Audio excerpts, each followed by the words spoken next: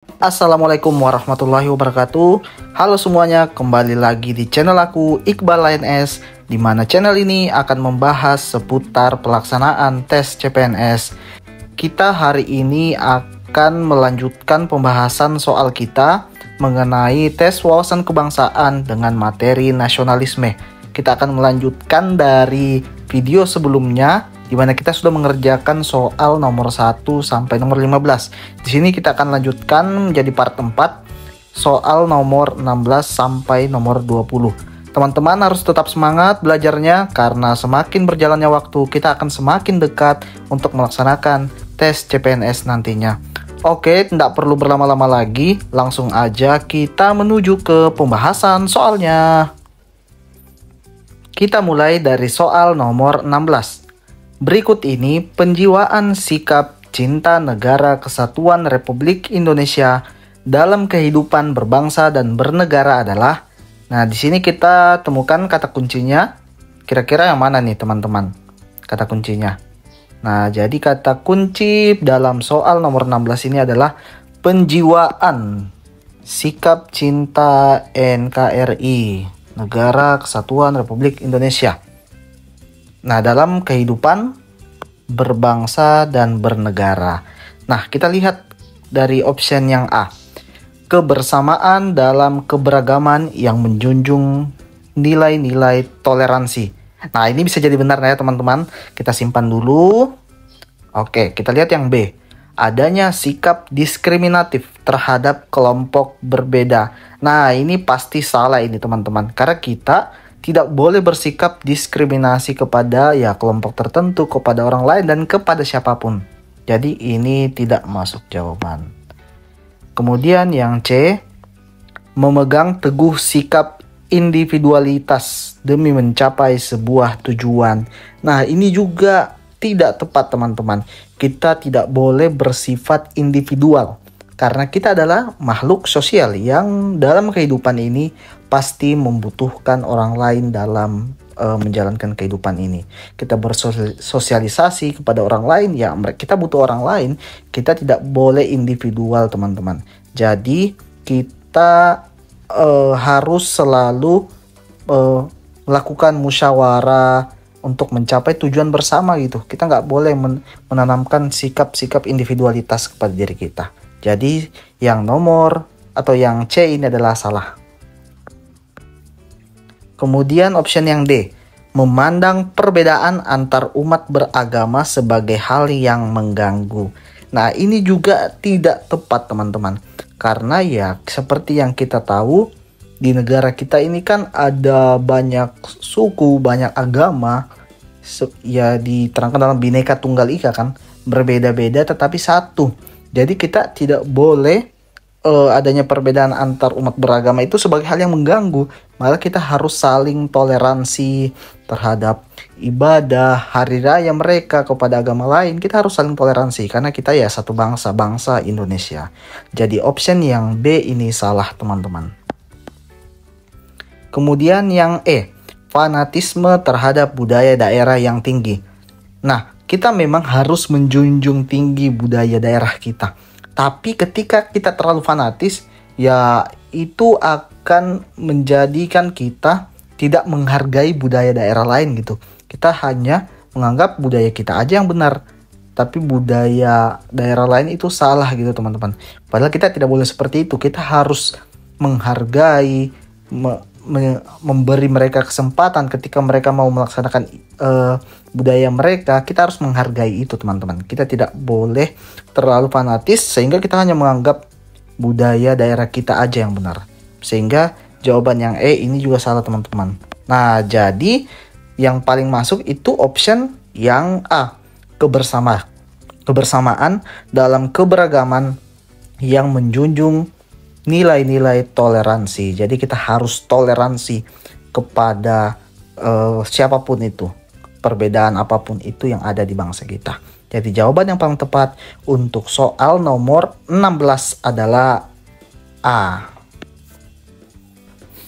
Soal nomor 17, cara yang paling tepat untuk mengajarkan dan menumbuhkan jiwa nasionalisme di lingkungan sekolah dapat dilakukan dengan. Nah, di sini kita lihat kata kuncinya yaitu mengajarkan dan menumbuhkan. Menumbuhkan apa? Yaitu jiwa nasionalisme. Di mana? Ya di sekolah, di lingkungan sekolah. Oke, kita lihat optionnya. A. Menciptakan suasana sekolah ramah terhadap pahlawan. Ini kurang tepat teman-teman. Karena ya berbicara tentang pahlawan sebenarnya cukup ketika kita mengajarkan kepada para siswa untuk mengetahui, memahami pahlawannya, bagaimana sejarahnya. Nah, itu udah cukup sebenarnya. Maka ini jawabannya kurang tepat. Oke, yang B, memberikan figur atau sosok pemimpin yang nasionalis. Ya, memang betul. Ketika ada pemimpin yang nasionalis itu bisa dijadikan teladan. Tetapi kan untuk di lingkungan sekolah ya orang kan beragam gitu ya. Ada mungkin yang kurang nasionalis gitu, dan dimana juga pemimpinnya kan selalu silih berganti kan, ada perubahan struktural dan lain sebagainya. Jadi untuk jawaban yang B ini agak kurang tepat gitu teman-teman. Kemudian C, mengenakan baju daerah masing-masing pada hari tertentu. Ini juga kurang tepat teman-teman. Tujuannya kan untuk mengajarkan dan menumbuhkan jiwa nasionalisme di lingkungan sekolah.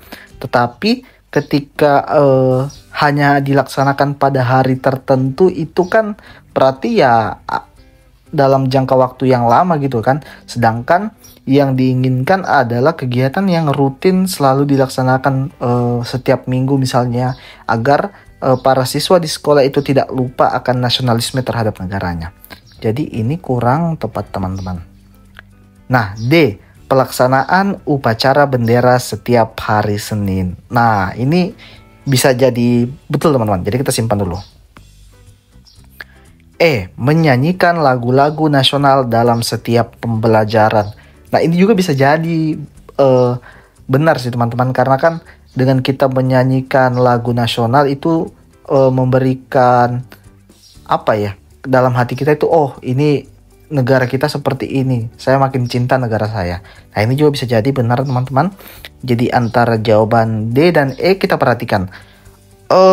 Antara jawaban dan D dan E ini yang paling tepat itu yang D teman-teman. Kenapa? Karena kan di dalam pelaksanaan upacara bendera itu sudah ada termasuk menyanyikan lagu nasional kan teman-teman, yaitu lagu Indonesia Raya. Nah, bahkan ketika melaksanakan upacara, ya teman-teman tahulah ketika sekolah dulu kan, ketika hari Senin ya pada saat menyanyikan lagu Indonesia Raya sambil hormat kepada bendera kita, bendera merah putih. Jadi ini yang paling mengajarkan lah, dan ini dilaksanakan juga rutin kan setiap minggu. Jadi ini sangat mengajarkan, sangat akan menumbuhkan jiwa nasionalisme di lingkungan sekolah. Jadi untuk soal nomor 17, jawaban yang paling tepat adalah yang D. Soal nomor 18, dalam perkembangan arus globalisme, jiwa dan semangat nasionalisme harus tetap dijaga di tengah gempuran dunia luar. Salah satu perilaku modern dalam hubungan dengan negara asing yang menunjukkan sikap nasionalisme adalah, nah kita lihat kata kuncinya adalah sikap atau perilaku modern dalam hubungan dengan negara asing. Dan dimana kan di sini kita membahas mengenai bagaimana era yang global, tetapi kita harus menjunjung tinggi sikap nasionalisme. Nah, kita lihat optionnya. Yang A, mendukung perjuangan dan kemerdekaan negara-negara terjajah. Ini kurang tepat teman-teman, karena ya tidak berhubungan lah dengan nasionalisme. Ini jadi kurang tepat teman-teman. Kemudian B, dengan teknologi informasi memasarkan kerajinan tradisional Nusantara ke luar negeri. Nah, ini bisa jadi tepat teman-teman. Kita simpan dulu. Kemudian C, berlaku ramah dan sopan terhadap wisatawan asing. Ini juga kurang tepat teman-teman. Karena ini tidak berhubungan dengan sikap nasionalisme gitu. Ya, karena ramah dan sopan itu bukan mencerminkan nasionalisme gitu, teman-teman. Bukan itu faktor yang mencerminkan ya. Bukan berarti ya orang ramah dan sopan itu tidak baik ya. Tapi ya itu harus kita lakukan. Tapi tidak ada hubungannya lah dengan nasionalisme. Jadi ini juga kurang tepat, teman-teman. Kemudian D, melakukan perjalanan wisata ke negara-negara asing secara rutin. Ini juga kurang tepat, teman-teman, karena kan ini ya hubungannya dengan liburan lah gitu kan, wisata. Tidak make sense dengan nasionalisme, teman-teman. Kemudian E, mempelajari bahasa-bahasa asing sebagai bekal berkomunikasi secara global. Nah, untuk ini kan ya ketika kita itu sudah apa ya, kayak kewajiban lah untuk saat ini kan, teman-teman, untuk kita belajar bahasa asing itu sebagai sebuah kebutuhan untuk saat ini. Tapi ya bukan berarti ketika kita belajar bahasa asing, sikap nasionalisme kita itu akan semakin meningkat gitu kan. Ada juga yang malah lebih ini lagi dia ketika dia mempelajari bahasa asing. Jadi ya tergantung orangnya lagi. Jadi ini juga tidak berhubungan dengan nasionalisme. Nah, berarti yang paling tepat itu yang B. Kenapa? Karena dengan teknologi informasi memasarkan kerajinan tradisional Nusantara ke luar negeri. Nah, jadi ketika arus globalisasi yang sangat cepat masuk ke negara kita, perkembangan teknologi yang semakin pesat, tapi kita memanfaatkannya untuk ya memasarkan produk-produk Nusantara kepada masyarakat luar gitu. Kita memperkenalkan apa yang negara kita punya kepada negara-negara asing, sehingga mereka jadi mengetahui, oh ternyata budayanya Indonesia seperti ini, kerajinan-kerajinannya seperti ini, dan lain sebagainya. Jadi jawaban yang paling tepat untuk soal nomor 18 adalah yang B. Soal nomor 19, nasionalisme Pancasila yang dimiliki bangsa Indonesia terbentuk melalui perjalanan yang panjang dan memiliki keistimewaan yang tidak dimiliki oleh bangsa-bangsa lain di dunia. Yaitu, nah di sini kita lihat kata kuncinya tidak dimiliki oleh bangsa lain di dunia. Apa itu? Ya ini, nasionalisme Pancasila. Nah, jadi kita disuruh mencari apa sih yang hanya dimiliki oleh negara kita tapi tidak dimiliki oleh negara lain. Oke, kita lihat optionnya. A, mengangkat derajat manusia satu sama lain. Apakah negara lain itu tidak mengangkat derajat warganya sebagai manusia? Tentu saja mengangkat. Begitupun juga kita. Kita juga mengangkat derajat masyarakat di Indonesia. Jadi ini kurang tepat. Kita lihat yang B, berlandaskan nilai moral religius. Nah, ini bisa jadi tepat nih teman-teman. Karena seperti yang kita tahu di negara kita itu menjunjung tinggi ketuhanan yang Maha Esa kan. Ada berbagai beragam agama dan sebagainya. Jadi ini kita simpan dulu teman-teman. C, semangat persatuan tanpa membeda-bedakan. Nah, apakah di luar negeri itu tidak ada persatuan di dalamnya? Tentu mereka bersatu teman-teman. Untuk menjadi negara yang maju ya tentu bersatu. Sama aja kayak negara kita. Kita juga harus bersatu untuk menjadi lebih baik lagi. Jadi ini kurang tepat teman-teman. D, memiliki jiwa persaudaraan. Bagaimana dengan negara lain? Apakah mereka tidak memiliki jiwa persaudaraan? Saya yakin pasti negara lain juga memiliki jiwa persaudaraan juga seperti negara kita. Jadi ini kurang tepat. Kemudian E, mengedepankan rasa kebersamaan. Nah, namanya nasionalisme kepada negara ya tentu pasti semua negara itu mengedepankan rasa kebersamaan untuk negaranya masing-masing. Jadi jawaban untuk yang E ini juga kurang tepat teman-teman. Nah, berarti tinggal satu yang kita simpan, yaitu yang B, berlandaskan nilai moral religius. Nah, negara kita kan memang sangat menjunjung tinggi nilai ketuhanan teman-teman. Karena banyaknya keyakinan di negara kita, dan itu dilandaskan nilai moral religius, dimana ketika kemerdekaan Indonesia ini bukan hanya orang agama Islam yang menjadi sebagai pencetus kemerdekaan, tetapi orang-orang dengan agama lain pun ikut andil dalam kemerdekaan negara Indonesia. Jadi jawaban yang paling tepat untuk soal nomor 19 adalah option yang B. Soal nomor 20, semangat nasionalisme dan patriotisme generasi muda dalam era globalisasi dan industri 4.0 saat ini tercerminkan dari perilaku. Jadi di sini kita disuruh mencari bagaimana semangat nasionalisme dan patriotisme generasi muda pada era globalisasi dan industri 4.0. Nah, kita lihat option yang A, mempertahankan dan melestarikan budaya tradisional yang hampir punah. Nah, ini bisa jadi tepat teman-teman. Karena ya melestarikan budaya tradisional, apalagi yang hampir punah, itu tentu sangat-sangat bagus. Dan itu merupakan cerminan semangat nasionalisme. Kemudian yang B. Jadi ini kita simpan dulu yang A ya teman-teman. Kita lihat yang B. Mengikuti pola hidup dari luar yang sesuai dengan kesenangan. Ini kurang tepat teman-teman.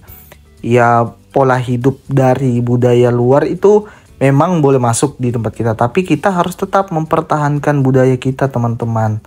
Jadi jawaban yang B ini kurang tepat. C, menolak masuknya budaya asing karena tidak sesuai dengan budaya asal. Ini kurang tepat teman-teman. Jadi kalau kita menolaknya ya itu kurang tepat juga. Tapi ketika dia masuk, ya tentu ini akan menjadi menambah wawasan, menambah pengetahuan kita bagaimana budaya luar, bagaimana budaya asing. Tetapi dengan catatan kita tetap mempertahankan budaya kita. Kita tidak boleh terpengaruh dari budaya mereka. Kita harus mempertahankan budaya dari daerah kita masing-masing. Jadi yang C ini kurang tepat teman-teman. Kemudian D, menerima budaya asing yang baru untuk kemajuan. Sekali lagi ini sama aja kayak yang C, kita harus mempertahankan budaya kita. Mempertahankan budaya kita, walaupun budaya asing masuk, tapi kita tidak terpengaruh teman-teman. Jadi yang D juga ini kurang tepat. Kemudian E, mengambil sisi positif dari budaya asing yang masuk. Nah ini bisa jadi tepat teman-teman. Jadi kita mengambil sisi positif dari budaya asing yang masuk. Oke, kita lihat jawaban antara yang A dan E. Dari kedua jawaban ini, menurut saya yang paling tepat itu yang A teman-teman. Karena yang E bahkan dari option yang lain pun B, C, D, E itu hanya fokus terhadap budaya luar teman-teman. Harusnya kan sebagai semangat nasionalisme dan patriotisme para generasi muda menghadapi era globalisasi saat ini di mana perkembangan teknologi yang sangat cepat teman-teman. Jadi harus fokusnya terhadap ya ini mempertahankan dan melestarikan budaya tradisional yang hampir punah. Karena ini merupakan cerminan semangat nasionalisme dan patriotisme. Karena budaya tradisional merupakan kekayaan bangsa yang harus dijaga kelestariannya. Maka jawaban yang paling tepat untuk soal nomor 20 adalah yang A. Oke, mungkin sekian dulu pembahasan soal kita pada part 4 ini. Kita akan ketemu lagi pada video berikutnya. Terus dukung aku untuk membuat soal-soal seputar pelaksanaan tes CPNS. Jangan lupa subscribe, like, dan komen. Oke, kita ketemu lagi di video berikutnya. Sampai jumpa.